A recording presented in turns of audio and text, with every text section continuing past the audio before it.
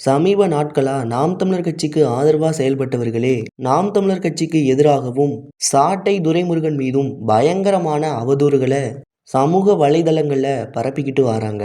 உண்மையாலுமே அவர்கள் சொல்ற மாதிரி சாட்டை துரைமுருகனால நாம் தமிழர் கட்சி அழிய போகுதா? நாம் தமிழர் கட்சியின் நோக்கத்தையும் திட்டத்தையும் மறந்துட்டு தாவேகாவையும் விஜயையும் கடுமையாக திட்டுவதையே நோக்கமாக வைத்து தங்களுடைய கொள்கையை சொல்லாம தாவேகா கட்சி மீதும் கட்சி செயல்பாடுகள் மீதும் எல்லை மீறி விமர்சனம் செய்கிறாங்களா? சாட்டை துரைமுருகன் தாவேகாவை விமர்சிப்பதனால நாம் தமிழர் கட்சிக்கு பின்னடைவு தானா? சாட்டை துரைமுருகன் நாம் தமிழர் கட்சியை பின்னுக்கு தான் கொண்டுட்டு போறாரா? சாட்டை துரைமுருகனின் நோக்கம்தான் என்ன என்பதை பற்றி இந்த பதிவில் விளக்கமாக பார்ப்போம். முதல்ல தமிழக வெற்றி கழகத்தை நாம் தமிழர் கட்சி விமர்சிச்சா நாம் தமிழர் கட்சிக்கு சாதகமா என்பதை புரிஞ்சு கொண்டா மட்டும்தான் சாட்டை துரைமுருகன் ஏன் இன்னும் ஆவேசமா விமர்சிக்கிறாரு என்பதை புரிந்து கொள்ள முடியும்.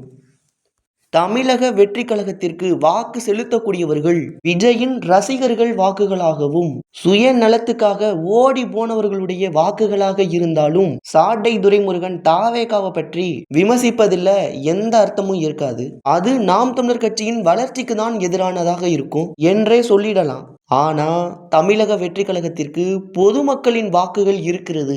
அவர்கள் விஜய்க்காகவோ தாவேகாவின் கொள்கைகளுக்காகவோ செயல்பாடுகளுக்காகவோ அவர்கள் தமிழக வெற்றி கழகத்தின் பக்கம் திரும்பவில்லை. மாறாக அவர்கள் ஒரு மாற்றம் வேண்டும் என்ற நோக்கத்துக்காக வந்தவர்கள். அவர்கள் எல்லாருமே தாவேகாவை ஒரு தற்காலிக ஒரு டெம்பரவரி ஆப்ஷனாக மட்டும்தான் பார்க்குறாங்க. அவர்கள் டெம்பரவரியாக பார்க்கறதுனால தான் நாம் தமிழர் கட்சியும் சாட்டை துரைமுருகனும் அதை நன்கு புரிந்து அவர்களை நாம் தமிழர் கட்சிக்கு வாக்கு செலுத்துகிற பர்மனன்ட் ஆப்ஷனாக மாற்ற வேண்டும் என்ற நோக்கத்துக்காக தான் சாட்டை துரைமுருகன் தொடர்ந்து தமிழக வெற்றி கழகத்தில் நடக்கக்கூடிய லாவடி சண்டைகளையும் தாவேகாவினர் செய்யக்கூடிய கீழ்த்தரமான அரசியலையும் அவர்களால் தமிழ்நாட்டில் நடக்கக்கூடிய ஆபத்துகளையும் பற்றி தாவேகாவை டெம்பரவரி ஆப்ஷனாக பார்க்கக்கூடிய மக்களுக்கு விழிப்புணர்வை ஏற்படுத்தி அந்த இடத்துல நாம் தமிழர் கட்சியை நிலைநிறுத்தணும் என்ற நோக்கத்துக்காக தான் சாட்டை துரைமுருகன் தாவேகால நடக்கக்கூடிய கேலி கூத்துகளை பத்தி விமர்சனம் பண்ணிட்டு வராரு. அதுவும் போற போக்குல தான் என்ன நடந்துச்சு என்பதை பற்றி அவருடைய ஸ்டைல்ல பேசுவாரு.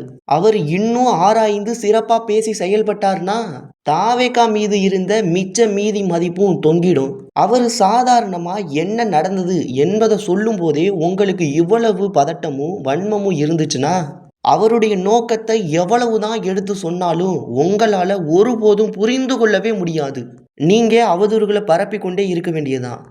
நாம் தமிழர் கட்சியும் சாட்டை துரைமுருகனும் எதற்காக விமர்சனம் செய்கிறாங்க, அப்படி விமர்சனம் செய்தா என்ன நடக்கும் என்ற எதுவுமே தெரியாம சாட்டை துரைமுருகனை பார்த்து நீங்க சாட்டை ஒரு சாக்கடவாயே, நாம் தமிழர் கட்சியின் அழிவே சாட்டை துரைமுருகன் தான், சாட்டையின் வாயும் கிருஷ்ணமூர்த்தியும் வாயும் ஒண்ணுதான், நாம் தமிழர் கட்சியின் எதிர்காலத்தையே குழி தோண்டி புதைப்பது சாட்டை தான், நாரி போன நாம் தமிழர் கட்சி, இப்படி நாம் தமிழர் கட்சி மீதும் சாட்டை துரைமுருகன் மீதும் ஒருமையில விமர்சனம் பண்ணி பேசுனா நீ உண்மையான தமிழ் தேசியவாதியாகவே இருக்க முடியாது.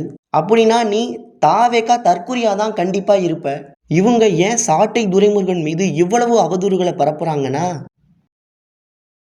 கட்சிக்காரன் பேர் தற்கொலை, அவன் சின்ன என்னது மடக்கு மடக்கு வச்சுக்கிற ஒருத்தன் கூட கேட்க மாட்டாங்க. மடக்கு பொருத்தமா தான் கொடுத்துருக்காங்க. ஏன்னா அது மடக்கி இருக்கிறதுனால, மடக்கி ஊதுறதுனால மடக்கி ஊதி நல்ல வேகமா சொல்லி ஓட்டு கிடக்கடா, அருமையா ஓட்டு விடும். மடக்கு ஊதி மடக்கு ஊதி வேகமா சொல்லுங்க, ஓட்டு குபு குபுன்னு விழுந்துரும். சாட்டை துரைமுருகன் தமிழக வெற்றி கழக கட்சி நிர்வாகிகளையும் கட்சியின் சின்னத்தையும் பொதுவெளியில பயன்படுத்தக்கூடாத வார்த்தையை பயன்படுத்தி பேசுறாரு.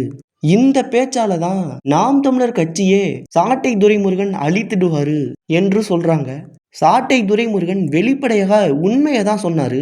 விசிலுக்கு தமிழ்ல பெயர் என்ன? மடக்கு ஊதிதானே. ஒருவேளை இந்திய தேர்தல் ஆணையம் கட்சி சின்னங்களின் பெயரை வாக்கு செலுத்தும் எந்திரத்துல தமிழ் மொழியில் தான் இருக்கும் என்று சொன்னால் அப்போது சாட்டை துரைமுருகன் சொன்னது தானே யதார்த்தமாகும்.